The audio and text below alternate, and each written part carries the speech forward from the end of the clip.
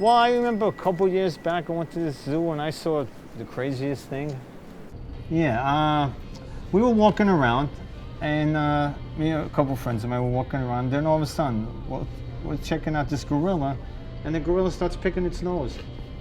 And I'm going like, what the hell? It picks its nose and basically it eats it. And then it turns around, it takes its finger, goes up its, and then it, What? and I'm going like, what the hell? I said, I came to the zoo for this.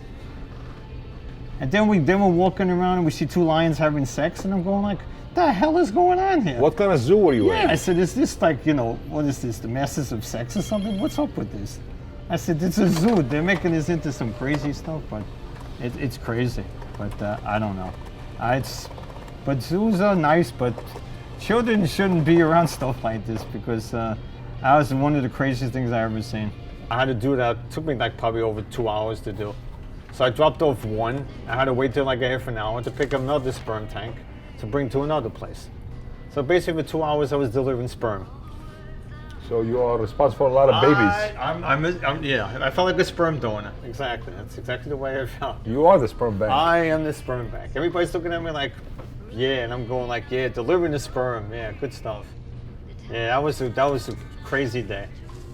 I tell you, when you do these jobs, you don't know what you're gonna get. But that's the first time I've ever had to deliver something like that because I didn't know. They said, yeah, we go there all the time.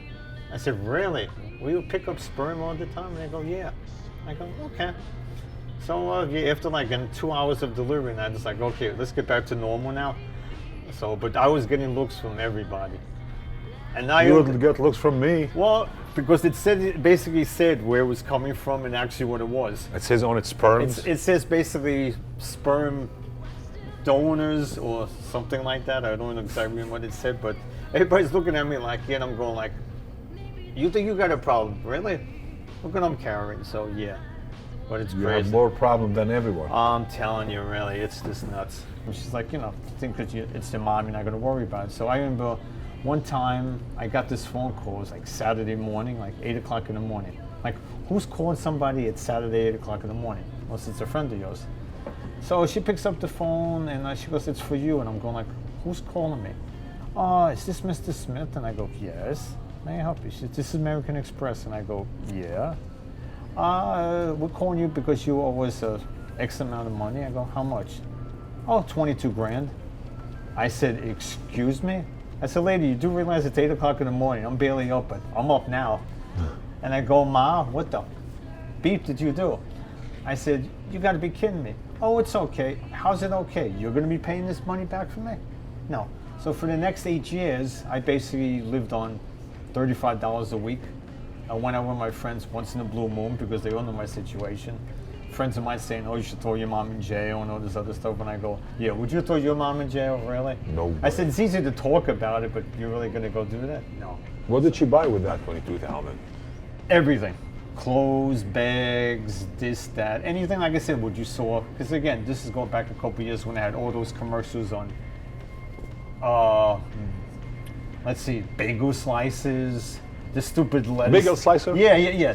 The stupid lettuce thing that you shoot it around and it makes, cuts up lettuce and just, nothing, this idiotic things.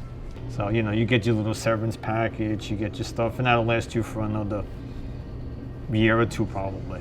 Job-wise, it wasn't much after that, so after a while, you go into debt, and now the house is in foreclosure, so, it was, my sister told me, when I did it, you should have never done that.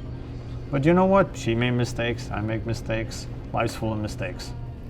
And then, about 2 years ago, 2+ years ago, my mom passed away, so, so yeah, it's like, she always wanted me to buy the house, and, I felt, before she just passed, I would have liked to, buy it, but, hopefully she knows that I gave it my best shot. I did what I could because it really wasn't my thing. And being I lived with my mom my whole life, it's like, okay.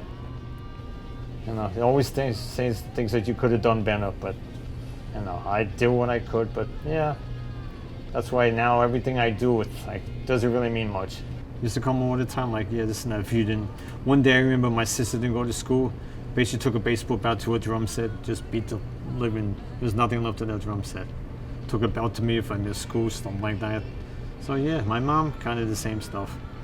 So after a while, things got bad, and then after being married, I don't know how many years, but when I was 11, my sister was 14. They basically had a little sit down with the both of us, and we knew what was going on. We didn't have to, it's obvious. But they were going to get a divorce, and I'm going like, okay, good. I said to my father sat down with me, mom, my sister, and I go like, well, it's about time. I mean, we knew about it already. Now it's like whatever. My ex stepbrother keeps in touch with my sister, so if told my sister that he's in a nursing home, and I go, who cares? I said, if he passes away tomorrow, I'll go piss on his grave. I really don't care. Would you? Absolutely. Somebody could take a picture and put it on YouTube if they like. I wouldn't care.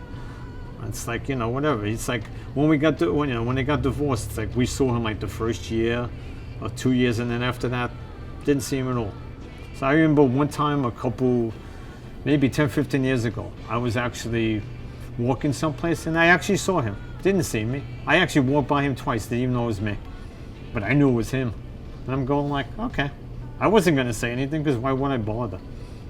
But yeah. So now, like I say, now he's in a nursing home, and whenever my sister gets the call, I'll go like, okay.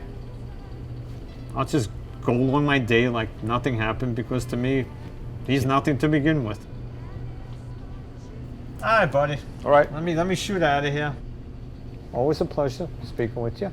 Always a pleasure talking to you also. Okay. I will see you soon. You will see me soon. Right. Bye-bye. Bye-bye.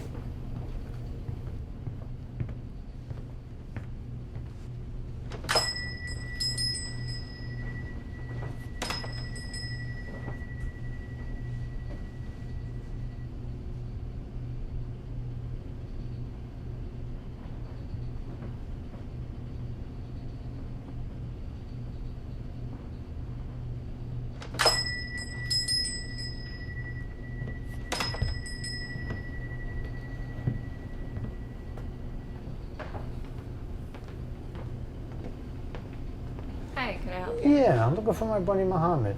He's around at all? No, sorry. No idea when he's gonna be back. Okay. Thank you.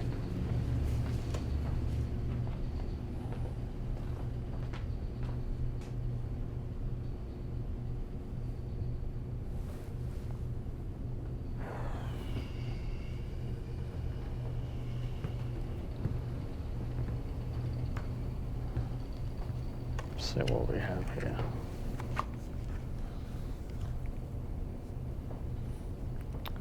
I have water, sambal, hydrochloric silica, hygiene, PHEG, cocosulfone, Libin, flavor, tantium, toxitide, antum gum, sodium saccharin, and sodium hydroid. Interesting. Okay.